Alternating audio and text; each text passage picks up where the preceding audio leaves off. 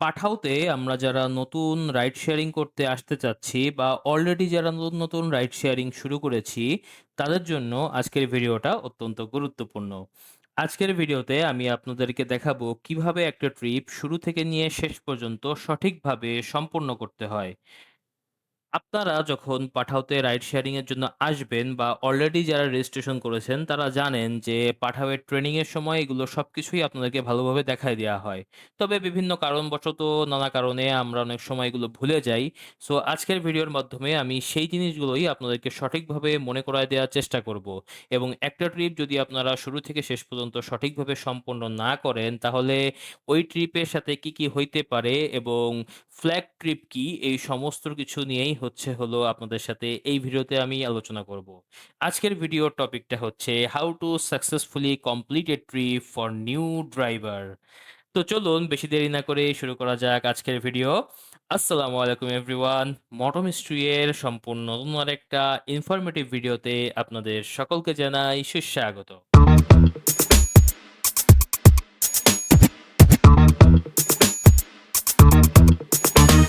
যেমন ধরুন এখন হচ্ছে আমার এখানে একটা রাইড আইছে। এখন এটা আমি অ্যাকসেপ্ট করব। সো রাইড অ্যাকসেপ্ট করার পরে আমার প্রথম কাজ কি হচ্ছে যে এইখানে দেখছেন যে কল বাটন, এখানে যখন আপনি চাপ দেবেন তখন হচ্ছে যাত্রীর নাম্বারটা আপনার কাছে আসবে, তারপর হচ্ছে আপনি যাত্রীকে কল দিবেন। এখন কেন কল দিবেন সেটা হচ্ছে আমি একটু পরে আপনাদেরকে বোঝায় বলতেছি, আগে যাত্রীকে আমি কল দিয়ে নিই। যাত্রীর সাথে কথা বলা শেষ, যাত্রীর সাথে আমি কথা বলে ট্রিপটা কনফার্ম করলাম। এখন যাত্রীর লোকেশনে যাওয়ার জন্য কি করতে হবে, এই যে উপরে দেখছেন লেখা যাত্রাপথ, এই যাত্রাপথে ক্লিক করলাম।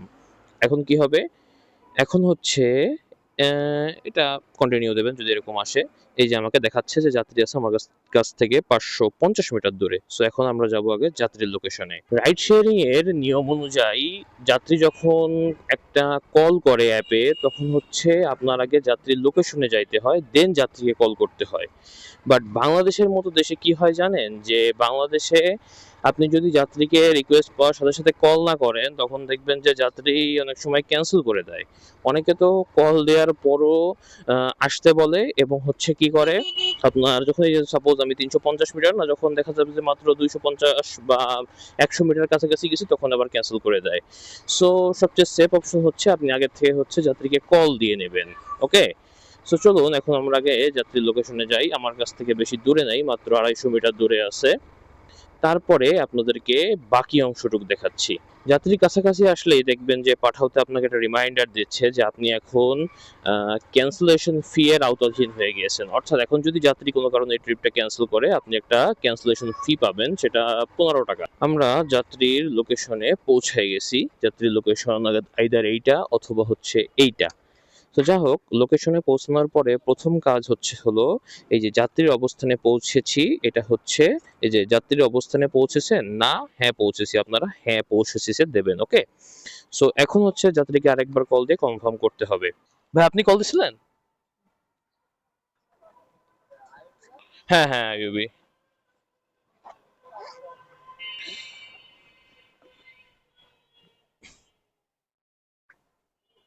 যাত্রীকে রিসিভ করার পরে যাত্রা শুরু করুনে আমরা যখন চাপ দেব, তখন যাত্রা শুরু হয়ে যাবে এবং উপরের অংশে যাত্রাপথে আমরা যখন ক্লিক করব, তখন অ্যাপটা আমাদেরকে Google ম্যাপসে নিয়ে যাবে। Google ম্যাপসে আমাদের ১ম কাজ হচ্ছে গাড়ির থেকে সরিয়ে বাইকে নিয়ে আসা। অর্থাৎ আপনার যে ম্যাপটা Google ম্যাপস আপনাদের শুরুতে দেয়, সেটা হচ্ছে গাড়ির জন্য। আপনারা ওটাকে কেটে দেবেন। কেটে সেটাকে বাইকের জন্য করবেন। কারণ গাড়ি এলিভেটেড এক্সপ্রেসওয়েতে যাইতে পারে। গাড়ি অনেক বড় রাস্তা দিয়ে যায়। অনেক সময় অনেক চিপা-চাপা থাকে যেখানে গাড়ি ঢুকতে পারে না। বাট আপনারা যখন বাইকে দেবেন আপনারা অনেক শর্টকাট রাস্তা পাবেন যেগুলোতে গাড়ি সাধারণত যাইতে পারে না। আর এভাবেই আমরা একটা ট্রিপ সঠিকভাবে শুরু করলাম। এখন আমরা যখন ট্রিপটা শেষ করব তখন আপনাদেরকে দেখাবো যে কিভাবে একটা ট্রিপ সঠিকভাবে শেষ করতে হয়।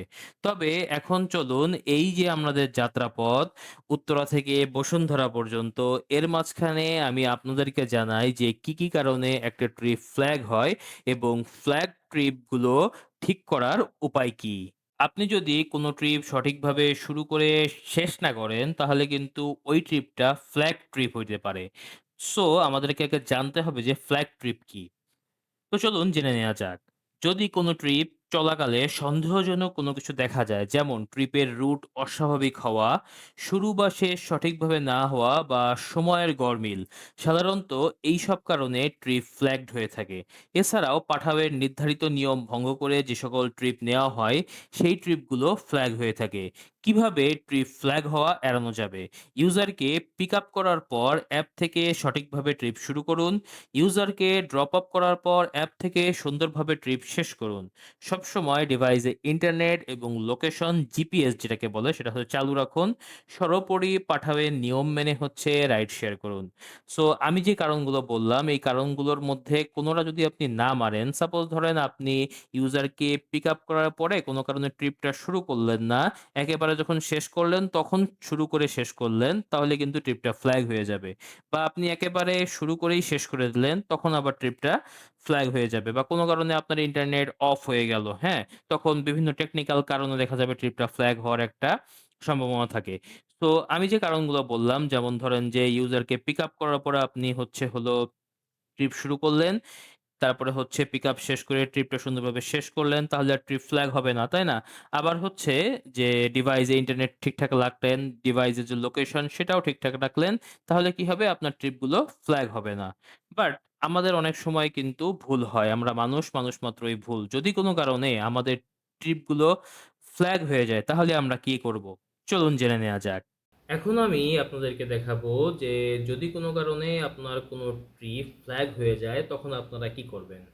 প্রথমে আপনারা আপনাদের যেই পাঠাও অ্যাপ আছে এই অ্যাপের উপার্জন সেকশনে আসবেন এবং সেখানে যদি আপনারা একটু নিচের দিকে যান দেখতে পারবেন এখানে লেখা আছে ফ্ল্যাগ ট্রিপ।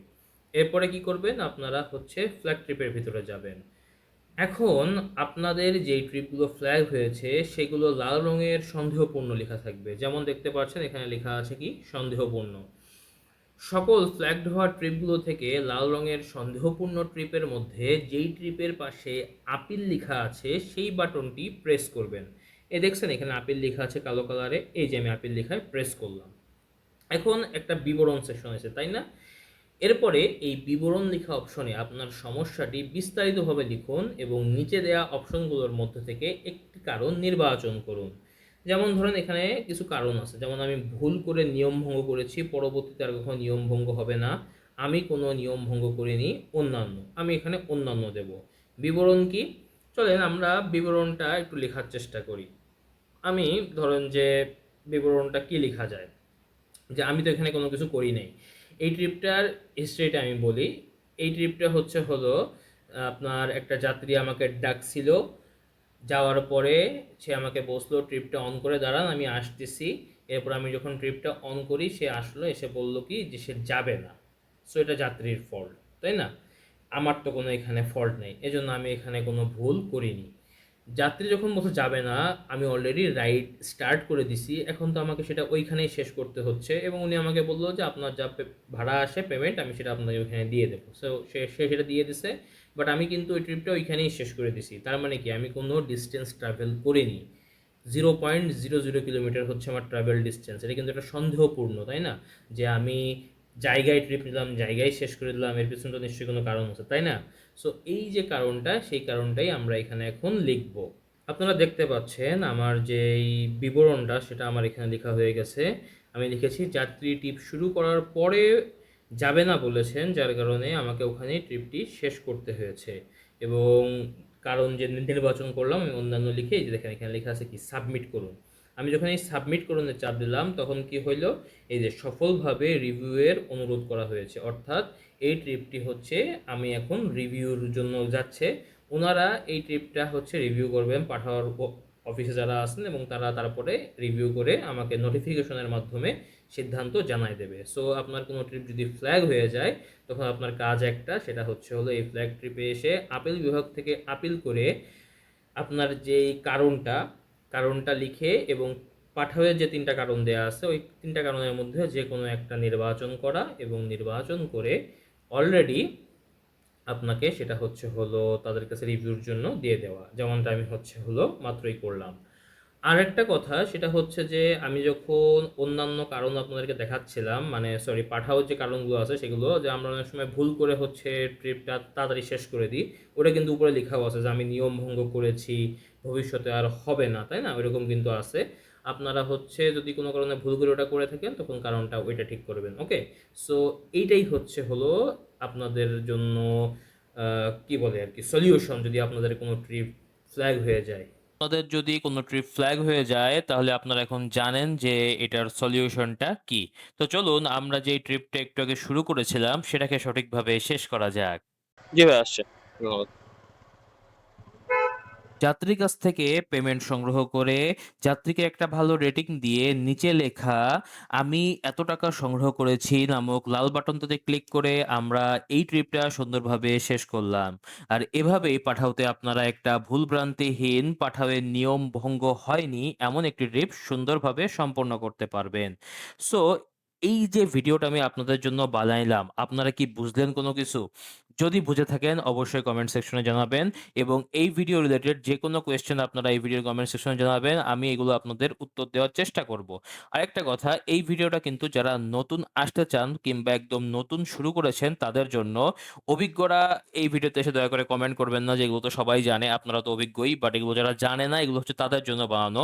আমি লাস্ট একটা ভিডিও বানাইছিলাম যে নতুনদের জন্য ৫ টা পরামর্শ। সেখানে দেখা গেছে অনেকে এসে মানে করছেন, মানে কমেন্ট করছেন যে আপনারা নাকি এগুলো আগের থেকেই জানেন। বাট এগুলো আপনাদের জন্য না। এগুলো হচ্ছে হলো যারা নতুন আসতে চায় বা অলরেডি নতুন শুরু করেছেন তাদের জন্য এই সকল ভিডিওগুলো হচ্ছে হলো আমি টার্গেট করে বানাইছি। সো যাই হোক না কেন, আপনারা যদি এই বিষয়টা বুঝতে পারেন তাহলে এটাই আমার জন্য সার্থকতা। আরেকটা কথা, যে যদি এই ভিডিও রিলেটেড যেকোনো কোয়েশ্চেন আপনারা হচ্ছে এই ভিডিওর কমেন্ট সেকশনে করবেন, আমি সেইগুলোর অ্যান্সার আপনাদেরকে দিয়ে দেওয়ার চেষ্টা করব। সো গাইস, এটাই ছিল আজকের দিনের সম্পূর্ণ ভিডিও। যদি ভিডিওটা আপনাদের কাছে ভালো লেগে থাকে তাহলে অবশ্যই ভিডিওতে একটা লাইক করে দিবেন, এবং এই ভিডিওটা ঠিক তাদের সাথেই শেয়ার করবেন যারা হচ্ছে নতুন রাইড শেয়ারিং এ আসতে চায়, অথবা যারা একদম নতুন নতুন রাইড শেয়ারিং শুরু করেছে। যারা এখনো আমাদের ইউটিউব চ্যানেলটাকে সাবস্ক্রাইব করেননি তারা আমাদের ইউটিউব চ্যানেলটাকে সাবস্ক্রাইব করে দেবেন, এবং যারা ফেসবুক পেজ থেকে ভিডিওটা দেখছেন তারা অবশ্যই ফেসবুক পেজটাকে ফলো করে দেবেন। এবং যতক্ষণ পর্যন্ত আমি নতুন কোনো ভিডিও নিয়ে না আসি ততক্ষণ পর্যন্ত সকলে ভালো থাকবেন, সুস্থ থাকবেন এবং মটো মিস্ট্রি এর সাথেই থাকবেন। আল্লাহ হাফেজ।